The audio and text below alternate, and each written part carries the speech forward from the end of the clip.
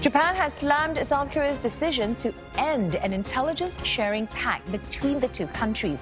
Tokyo says the pact is vital for regional security, pointing in particular to the growing security threat posed by North Korea. The agreement sees the two U.S. allies sharing information on North Korea's missile and nuclear programs, as well as other regional security issues. And for more on this, we're joined in studio by Dr. Lim Tai Wei, Associate Professor at the Singapore University of Social Sciences and Adjunct Senior Research Fellow, East Asia Institute. Lim Tai Wei, thanks for coming in. Thank you. Firstly, will this hurt Japan more than South Korea, or is this something that's really quite negative for both sides? If you scan the sort of media, it seems to say that South Korea is hurt more than Japan. But many of these predictions are probably not as important as the fact that it ends up hurting not just Japan and Korea, but US as well.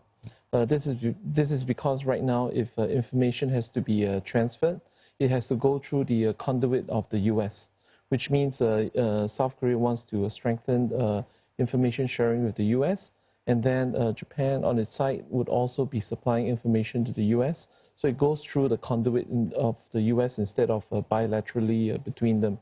So of course, this means that information can still be funneled.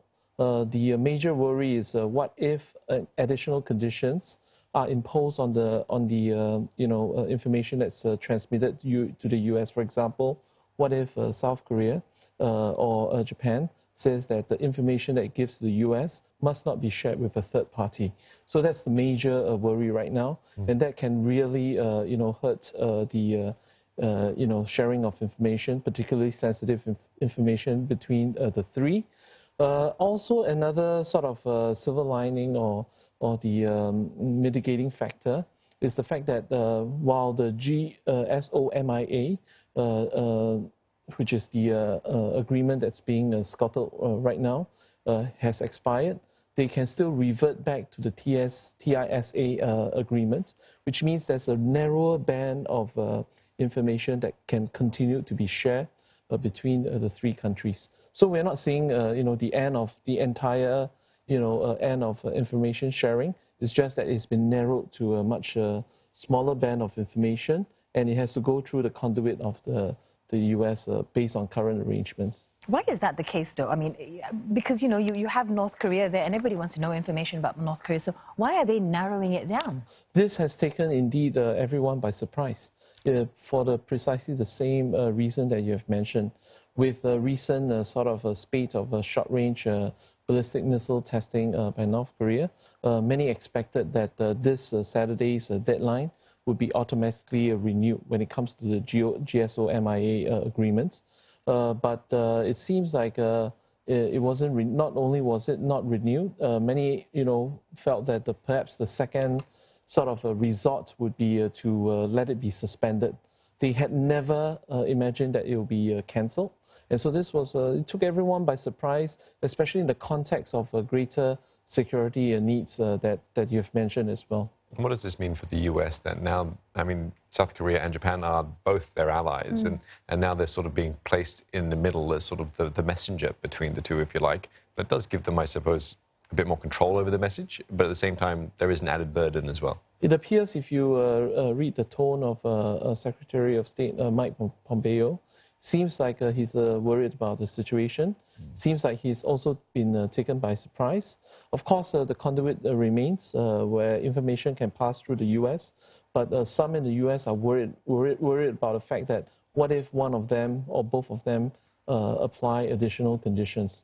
So this will hurt sort of the information sharing between the three close allies, particularly since they have very common strategic interests and concerns. What about China? How do you think China is going to be viewing this? After all, they just had a recent meeting, Japan, Korea, and China. In the trilateral meeting, China appears to be playing some form of mediation.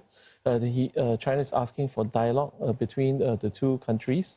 So it remains to be seen whether China's influence can push the two parties to come to talks again. And before China's mediating role, there was also a sort of chatter that the US would play that role in bringing the two parties together, or to meet in a third country for the two countries to have much more frank talks about the problems at hand. So far, these have not transpired. So we need to see if these temperatures, the bilateral temperatures, will go up or down in the coming months after the information sharing arrangement has been cancelled on the South Korean side. And do you see this as being related perhaps to sort of the ongoing trade sort of disputes or disagreements between South Korea and Japan? Are we seeing this as sort of an extension of that, or is this something completely different? I think there are two interpretations. On the South Korean side, they said that because in the trade, mutual trust has been broken. Therefore, this is sort of like a continuity of what has happened in the trade arena. But on the Japanese side, you can see that they said that please do not conflate security with trade, and they are afraid that this is a wrong kind of a wrong combination of both factors together, and that they should be separated. Trade should be separated from geopolitical concerns. And so this is a Japanese view. That's, of course, an immediate reaction to what has happened. In the coming days, we shall see much more, perhaps, information or thoughts about this subject from both parties. Well, thank you for coming in and helping us understand all. Dr. Lim Tai Wei, Associate Professor at the Singapore University of Social Sciences and Adjunct Senior Research Fellow at the East Asian Institute.